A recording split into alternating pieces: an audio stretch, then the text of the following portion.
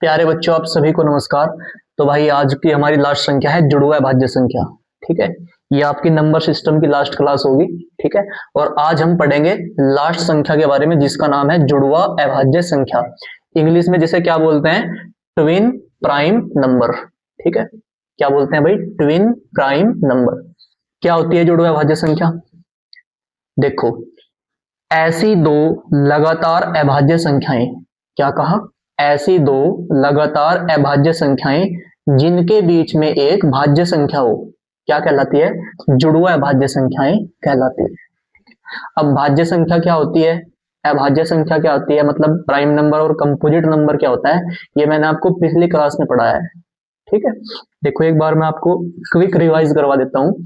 अभाज्य संख्या में मैंने आपको बताया था कि वे संख्या जो एक या स्वयं के अलावा किसी दूसरी संख्या से नहीं कटती मतलब डिवाइड नहीं हो पाती, उनको बोलते हैं अभाज्य संख्या। जैसे 2, 3, 5, 7, ऐसी मैंने आपको 100 तक की अभाज्य संख्या बताई थी। कितनी होती है बताओ? 25। ठीक है, और भाज्य संख्या क्या होती है?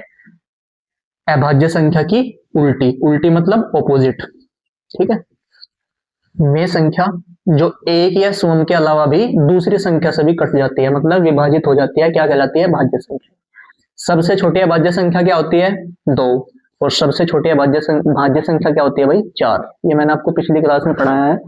तो जुड़वा भाज्य संख्या में मैंने आपको क्या बताया कि ऐसी दो लगातार अभाज्य संख्याएं जिनके बीच में एक क्या होती है? भाज्य संख्या होती है, क्या कहलाती है भाई? जुड़वा भाज्य संख्या। तो इसी चीज को लिखोगे आप, लिखो मेरे साथ साथ। ऐसी दो लगातार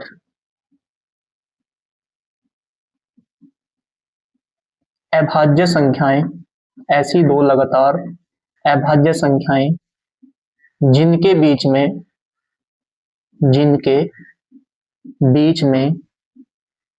एक भाज्य संख्या हो, जिनके बीच में एक भाज्य संख्या हो, क्या कहलाती है भाई? जुड़वा अभाज्य संख्या कहलाती है।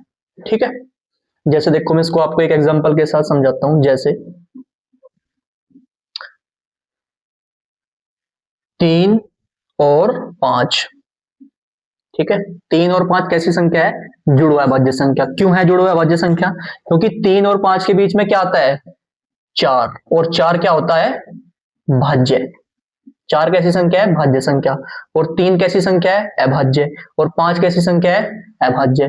तो दो लगातार अभाज्य संख्याएं जिसके बीच में क्या होती है भाई? एक भाज्य संख्या होती है, कंपोजिट नंबर होती है, उसे बोलते हैं जुड़वा अभाज्य संख्याएं। तो आप बहुत सारे नंबर लिख सकते हो वैसे। ठीक है, जैसे अगर मैं आपको कहूं 5 और 7, ठीक है, तो 5 और 7 का जो जोड़ा है, 5 और 7 का जो ये जोड़ा है, ठीक है, इसलिए इसको जुड़वा बोलते हैं। ठीक है, क्योंकि ये किस में होती है? जोड़े में होती है। किस में होगी भाई? जोड़े में। 5 कैसी संख्या है? अभाज्य। 7 कैसी है? अभाज्य। और इनके बीच में क्या आता है? 6, जो कि कैसी संख्या है? भाज्य।